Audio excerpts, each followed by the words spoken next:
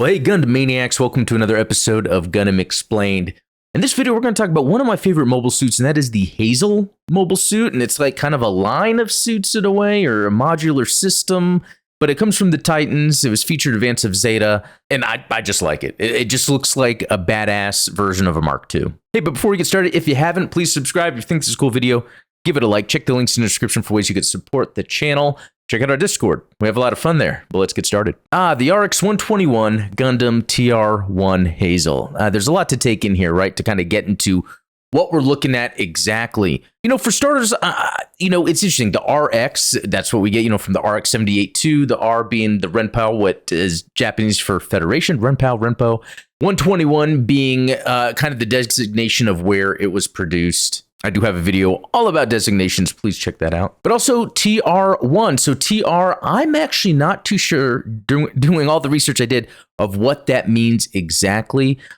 We do see that there's this Tracer R system that's part of the Hazel and Advance of Zeta line of suits. TR could be Titan's Renpo. So that could be another designation using the R for Federation in Japanese. And then TR is just a designation for the line, because we do see TR1, TR6, etc. So if you happen to know or have any information on the TR or that Tracer R system, please let me know. Drop some info in the comments. I'll make another video about it. But it actually starts with the RGM-79 GM Custom, just a badass mobile suit the Federation had put together for use, after the 1 Year War to kind of help with the Zeon remnants. But once the Titans started being put into action, again, after the 1 Year War, Titans put together to kind of create some sort of almost special forces, or kind of have ungodly amounts of money they can use to develop weapons. This was to go hunt down and clean up any Zeon remnants, which sounds like a good idea, but if you put the wrong people in power, it can get crazy. So if you haven't seen Zeta, the second series after the original, check that out. You can kind of see where the Titans headed. So the GM Quell, this is very interesting, as they decided to take that GM custom and kind of build it for themselves. But what the Titans were doing right at first for the Federation was more of going around to quell protesters, more of kind of like some sort of security unit that they could have around different colonies, just to kind of make sure there's no Zeon uprising anywhere. The variations is where it gets interesting. This is where we see the RGM-79 QGM Quell Hazel Reserve Unit and the ARZ-079 GQ Early Hazel. So here's that GQ Early Hazel. GQ, right? That's a good name for this. Badass design. I mean, you gotta admit, this looks killer. It's like the GM Quell, where they gave it a Gundam head. The whole thing just looks sick. Like, I love the look of this. And this is something I just discovered recently. So that early Hazel then was the basis for what we get in the RX-121 Gundam TR-1 Hazel. And so with the Hazel and the TR types in general, again, that Tracer R system, they were highly customizable, and so were their weaponry. Out of all weapons, the Hazel beam rifle might be the one with the most attachments on it. And you can kind of see that if you look at like a development tree of the different Hazel types, how there's that base beam rifle that just happens to have modular components on it. And the shield booster attachments, they became famous because with the Hazels, they were like an attempt to lighten the weight of the shield booster by adding extra thrust. And although over time, that kind of just added more weight to the Hazels in general, which is why something like the Mark II comes after the Hazel line, even though it would seem like the Hazels were far more superior than the Mark II. It's just because by that point, the Hazels were just becoming way too big, harder to actually mass produce. Subarms is actually another commonly seen addition on the Hazels. You might see some Hazel variants that have like the big white, like square pouch in front of the crotch where subarms come out. And subarms are something neat that are seen every once in a while. Even Mr. Rocco's O has subarms. So that's something that kind of made its way within development. And it's interesting because something like the Barlant has its arms look just like subarms. So they even use that technology to be main arms for some mobile suits. And so we get the different lines outside the Hazel where we get, the TRs up into the Woundwort. And, what was going on with that sort of development is they were taking the base Hazel, adding different options, adding different variations, high mobility, custom, et cetera, hastily, right? And it really did get to a point, and this kind of makes sense with the lore, because sometimes I wonder, these suits are so advanced, but then do we go backwards when it comes to Zeta? But it's more of back to the whole kind of point of the Titans. They had all this money, their funding to be able to create whatever crazy weaponry they could because of the threat of Zeon remnants, that they were going all out with the weaponry, not really looking to how they can streamline and mass produce a well-made weapon, but just to see how much firepower, experimental equipment they can put on a unit. So that's why we see the Hazel. And I think there might have only been 3 actual Hazels, but they always had option parts put on them as they were advancing. So then outside of the Hazel, there were other TR lines that were developed that also had different parts to it in modular systems. But again, super expensive, hard to mass produce. I think canonically, that's why in my headcanon, I can say that's why it looks like after the advances of Zeta timeline, it actually stretches past Double Zeta. But even that early time, we see mobile suits like the Mark II, and it's like, well, that doesn't look as cool as a Hazel. But when we get to the Mark II, we get something that's a lot more streamlined. It's lighter. It has a lot of thrust for its size, and the idea of it being a Gundam, looking like a Gundam, to kind of strike fear into whoever opposes them. So about that beam rifle, so the Gundam TR1 Hazel can be equipped with an XBR M8-4A beam rifle. The particle beam fired from a beam rifle can penetrate almost any armor that has not been treated with specific countermeasures. Unlike most beam weapons of the period, which draws power from a E-cap, it is powered by a newly developed replaceable E-pack. If the beam rifle runs out of energy, the current E-pack can be replaced by a new one. So kind of interesting how, again, modular kind of system used for this, and the way they developed that beam rifle was just used more in the future. You know, another thing is the shield booster. We'll see this a lot between different Hazel variants where they will have like shields all over them.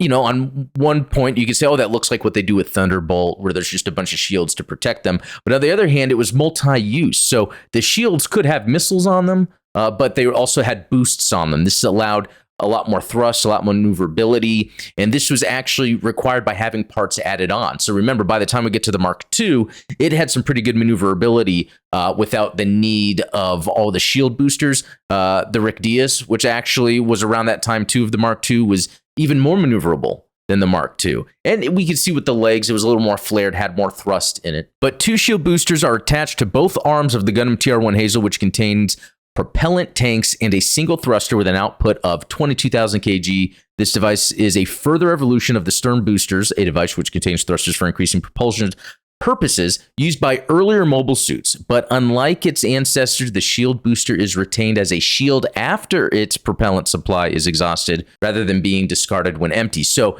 that's actually pretty neat if you think about it, where instead of just some random propellant stuff that gets ejected when it's done, that's just extra weight, the shield booster can then still be used as a shield. That's a very neat and interesting concept for the Hazel design. Although we see after that, especially with the GPO line, it goes back to those thrusters, because I guess once it gets to where it needs to, maybe in space combat, it can just eject it, be a little lighter for fighting. And I'm wondering how much more disposable those stern boosters are versus a shield that could have weaponry on it, because that's multi-purpose. That could be more expensive. So like the RX-78 NT1 Gundam NT1, you know, the Alex, developed during the 1-year war, the Hazel's designed to use a full armor system. The Hazel is based on the GM Quell, as we talked about before, with enhancement parts added to each section to give it the high performance of a Gundam type mobile suit. So it's interesting here is they're denoting it being a Gundam like mobile suit because of the high performance on different parts of it. Of these enhancement parts, the white parts of the backpack, rear skirt armor, and leg sections are fixed in place, and only the armor on the front of its torso constitutes a detachable full armor system. When this detachable bulletproof armor is installed on the front of its torso, the armor damaged in battle can be easily replaced, which is an advantage in terms of maintenance. However, since the extra armor also increases the machine's weight, it has the drawback of impairing the Hazel's maneuverability. So again, we're kind of seeing where, as awesome as it is that they have this modular functionality with the Hazel, all of those option parts really did hold it back from when we see other lines moving forward, like with the Mark II, the Zeta. Okay, so the high mobility form, of the RX-121 Gundam TR-1 Hazel is equipped with a total of 3 shield boosters, one on each arm and one on the movable booster pod attached to its enhancement backpack. When equipped with all its points, including the full armor system and the shield boosters, this is also known as the final form. I love that. By orienting the thrusters of its 3 shield boosters in the same direction for maximum acceleration, it can achieve speeds comparable to those of a mobile armor. So that's another interesting point about the Hazels, is they never really had any mobile armor variants for as many sub-variants as there were. But it was able to achieve similar firepower and flight maneuverability of mobile armors just with the option parts added on. Holding grips designed specifically for this high mobility form can be installed in the shoulders of the Hazel, and it can grasp them to fix its arms in position for stable cruising. This high mobility form and its concept of orienting the thrusters in a single direction would have a significant influence on the later development of transformable mobile suits by the Titans. Oh, and here's a little factoid here to add to the number of facts. The Hazel would be used by the Titans test team, also known as the Blue Otter team, a year after the end of the Delaz conflict. So, Delaz conflict, that could be seen in Stardust Memory 0083. We see the GM Quell at the end of that. That was kind of the start of what was going to happen in advance of Zeta. So then we see, a year after that, the Hazel shows up. We get this TR1 Hazel 2, which seems to slim down some components of the Hazel, and actually it goes back to like those stern boosters on the back, which is very interesting. But I think there are still components you can add on for extra shields. There's also an advanced Hazel, again, some modular parts, the front armor, that also has the front crotch piece with the sub arms. We can see the shield boosters that could be attached to that pod on the backpack. Hazel Ausla here looks awesome. It looks like the shields on both sides. It looks like what we saw from that Hazel 2, with the back and the stern boosters. But alongside with that are the shields on either side, but they're different types of shields. They could still be boosters, but also weapons of different types. And then eventually it gets into the Hazenthly. So, this is a RX-121 3C Gundam TR-1 Hazenthly. And I have the model kit of this, and it is a beast of a machine because it has all of these option parts added onto it that give it like everything. I mean, it would be so hard to mass produce something like this. You can actually see some elements of Hazels that have been left over, past the double Zeta time period. So some Hazel elements were seen pretty late in kind of that the UC Xeon conflict stuff going on. But what's really interesting is how far we see the GM Quell show up, which kind of started it all, So in narrative, there is a scene where we see a GM Quell. So that kind of shows how far along like that base it kind of was able to be used. And again, even when we get to that time period closer to Hathaway, this is where but the Federation has suppressed Neo-Xeon or Xeon movements in general to an extent. So you could still see something like the Quell or the Manhunters still out and about just in case to suppress that. Which is interesting because, like, on one hand, the Titans and even the Federation to a degree were doing some things in the background to allow conflict to continue to occur so they can get funding to continue to develop this weaponry. But at the same time, we see that there are efforts to quell uprising, protests, etc. So there we have it. Tons of facts there about the Hazel, one of my favorite mobile suits. And I'm a big fan of Advance of Zeta. So making this video was a way for me to dive in deep into some Hazel-specific lore. Again, I had Lord Talos Mobius help me with that as well because he has a lot of knowledge in that area. Just one of the interesting things that we came across with this is that TR designation, what it means exactly. We see with some of the wiki entries for these mobile suits, we see Tracer R system listed, but it doesn't say specifically what that means. That could be what the TR comes from. But also with Tracer R is the R Runpal. Is that where that TR designation comes from? I think there's still a lot that's up in the air, and actually this information could be out there and we just missed it. So if anyone happens to know please drop that below. I'll continue to make videos about these mobile suits from the Advance of Zeta timeline.